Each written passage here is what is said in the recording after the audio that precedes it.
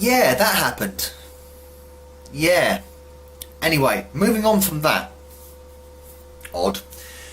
Hello, Novabug here. How you everyone doing? How are you everyone doing? How is everyone doing? Put the "is" in the sentence there. Got a question for you, for the community, and some pickups and bits and pieces that I've been getting up to recently. Right, onto a few quick pickups. Haven't got many over the last couple of weeks. Tight on budget, and nothing really jumped out at me on the charity shelf. Charity shelves? Yeah, that's about right. Yeah, charity shelves, I suppose that's what they are. And I've been very interested recently in restoring the CPC I've got recently, which you've seen on some of my videos if you have been watching. But I did get a few things, and the only charity shop pickup I did get was a game I've been after for a while, because everyone, it's one of them games that people always play on the PlayStation, and I never did, which is the original Spyro the Dragon.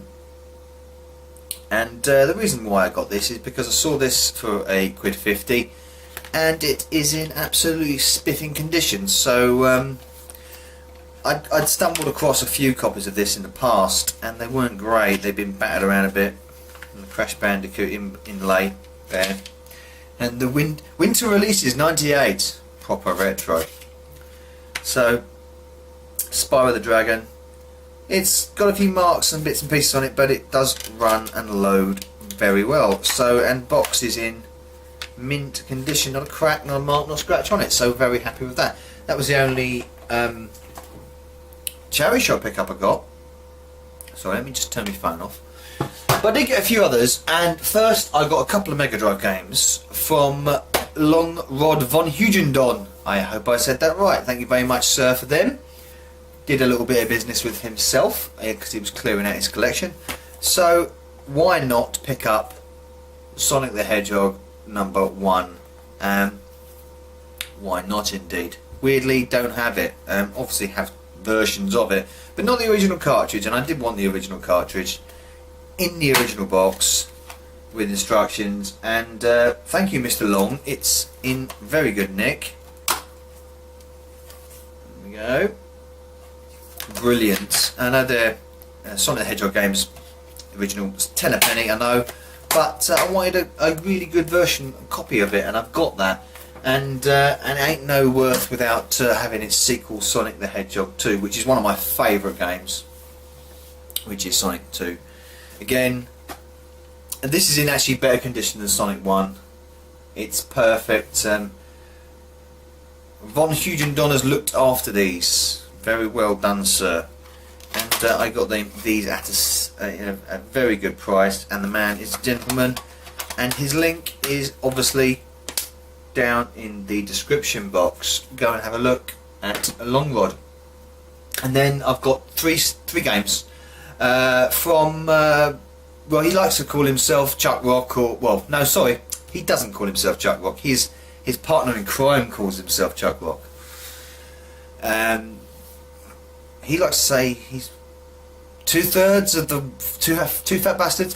Anyway, it's Chris Shank again, a good friend of mine, gentleman, and he gave me lots of treats, so it's good. He sent me this, which you probably might have already seen in a previous video of mine, but I'm just showing it off as a pickup, which is Yes Prime Minister for the Amstrad CPC. I love this case. It's such a good. I think this is the thing about retro gaming, when you get like these really extraordinary, you know, Fort Knox style cases, which are like bulletproof. I mean, who needed to invent Kevlar when you had retro game cases this hard? Yes, a little bit of a thing on film, but tape and instructions, and in absolutely spiffing condition. This is, I mean, this looks like it had just been bought yesterday. There's no fading on the label or anything, and it loads and it plays brilliantly. It's a text adventure based around the sitcom, clearly, with the name, and yeah, it's good fun. Secondly, what he also sent me a bit of a purchase. This one was a purchase, which is Final Fantasy X, Final Fantasy X, which is, well, big Final Fantasy person myself. Yeah, really happy with that. Box instructions with the bonus DVD as well. It's not in A1 condition. It had a few. Why'd you get? Here's a question. Why sometimes you find PlayStation games and Xbox games, probably, I don't know about Xbox, but this definitely disc-based stuff. Why sometimes you get that sort of gluey residue on the disc? Why does that happen? Is someone sort of like smearing it with Pritt stick or something? I don't know why that happens, but anyway, I cleaned that off. There was a little bit of residue on that. Cleaned that off and loaded it up. Perfect. So, chuffed. And he also sent me a Brucey bonus, as some people like to call it, which is Summoner 2, which is a spellcasting kind of adventure game. And there's a funny story about this, because a week ago, when I bought Spyro, actually, I saw this for £2, £2.50 or something like that, sitting in the charity shop. And I picked it up and I did ponder about it, and decided not to buy it.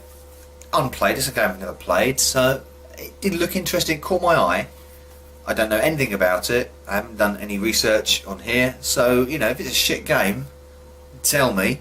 But it doesn't matter anyway, because I'm a PS2 collector, so you know. Oh, nearly dropped the disc as well. But boxed instructions all complete, and Chris gave me this for Nout Sprout. So yes, he's a absolute gent. Go and have a look at his channel in the description box. Thank you very much. So yeah, just six games this time. So a small haul, but you know, I've got to curtail my collecting. Sometimes I go out and get loads of PlayStation 2 and stuff, and just, am I ever gonna? It's something that I thought I want to fit in the collection, and I feel that I will play it one day, and I want to play it. That's what I want in my collection. I'm not after the full collection of PS2, you know, or anything like that. You know, I'm only after one full collection, which is an impossible dream. But anyway, moving on to, I saw a video by Cybersnake7J. He talked about losing love with modern gaming, not being into modern gaming, and I found it an interesting subject, and I watched his video. It's very good, and I found myself thinking out of the box from there, and I thought, is retro gaming gonna prove to be more popular than modern gaming? Will it be more widespread than contemporary gaming? I mean, we're at a point now where we've had so much gaming. I mean, we've gone from the late 70s all the way up to now. This point, we've got so much of a back catalogue of systems, of games, of loads of stuff, peripherals, everything, and it's gonna. I'm getting the final feeling it's going to get to the point where many more people are going to be more interested in the older stuff than the newer stuff, and the reason why is because, and I think I've talked about this with a few of my other friends on YouTube and in you know, here. Are we getting to the point where, especially graphically, where we can't go can we go any further? I mean, the only step next for graphics is actual film, isn't it? I mean, that's how developed we are with what the PlayStation 4 can chock out and the Xbox One. We're getting to that point. So, and it's also about jumps as well, like noticeable jumps in the game. When you were playing 8 bits, and the 16 bits came along with the Amiga and the Mega Drive and the SNES, there was a significant difference in not only graphics and sound, of course, but gameplay as well. Yes, I mean, I'm a massive 8-bit fan, and the gameplay is all there when it comes to 8 bits. I mean, that's really what you need to focus on.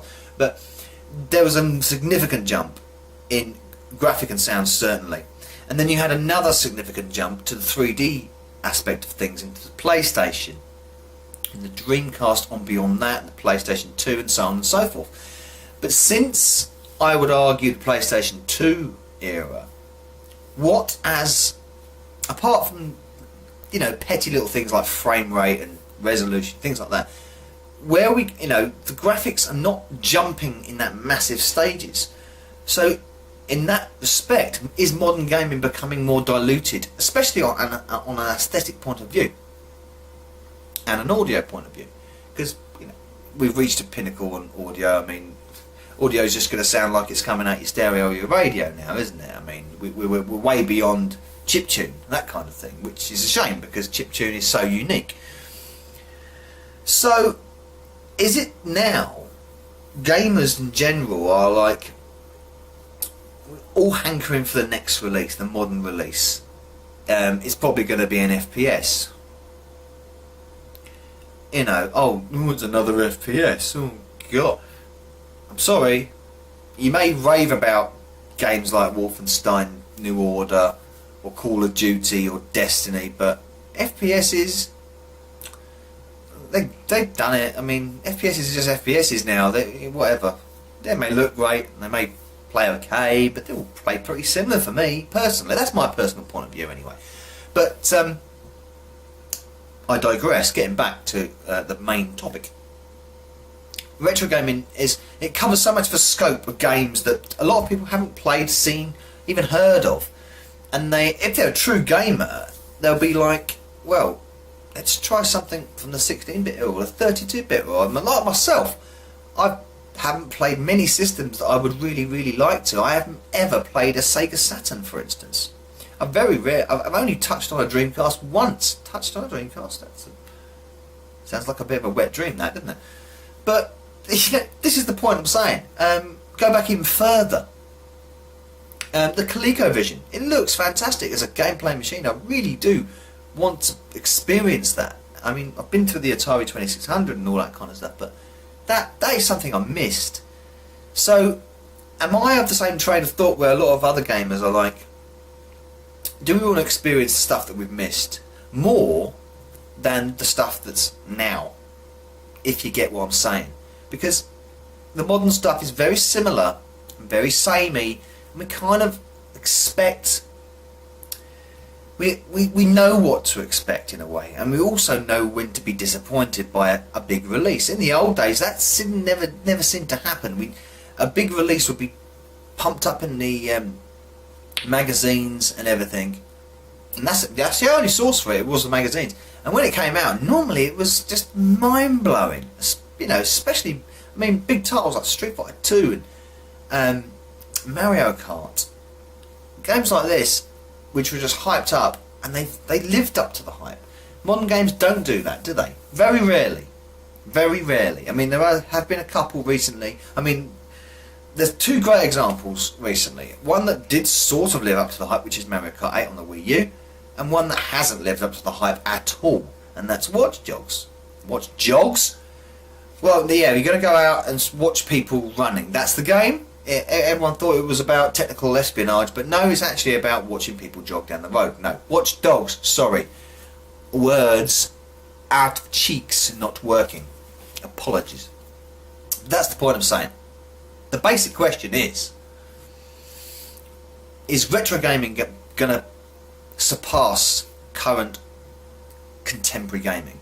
Is it going to be more popular? Are people going to be more enamoured and more interested in experiencing something that they've missed in the past? Because there's so much of a library to experience. And again, modern games sometimes are just disappointing and very predictable, and the phrase would be, you know? So it all extends on what Jay was saying. I can understand why he's got disillusioned with modern gaming. I haven't been disillusioned totally myself, especially not with the PS4 and the Wii U or the 3DS.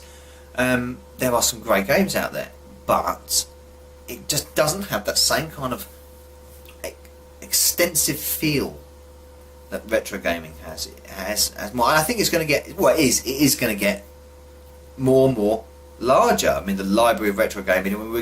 I mean, you would consider, the argument of retro gaming to take a little aside out of John Gamester81's video when he talked about what is retro gaming. I personally go back to the the PlayStation certainly, but the PlayStation 2 is on the cusp. PlayStation 2, Xbox original, on the cusp of retro gaming, aren't they? So that extends the retro library even longer, even bigger. Sorry. So it's a thought, isn't it? It's a thought. So do you think that retro gaming will be bigger than modern gaming? Will be more popular? Obviously the cost of retro gaming, as we all know, is getting higher and higher by the year now. I mean, some of the rarer titles, Nintendo titles especially, hold their value, and they're more expensive than modern games now. So it's an interesting thought, isn't it? I mean, I'm a retro gamer, so I'm more interested in retro gaming at this current moment. I suppose I always have been since, from a certain point, probably from the PS2 era, really. I mean, PS2 is a fantastic machine. No, I'm not making an argument about that. But I was still sort of sitting there going, I do hanker for an 8-bit game or a 16-bit game, and the SNES is still just an awesome machine, as is the Mega Drive. So, I'd like to know your thoughts on that. Will retro gaming succeed modern gaming? Comments, please. Thoughts, ideas, VRs if you wish. It's entirely up to you. That's me out for this evening, and I bid you a good evening, good morning, and good night. Novabug out!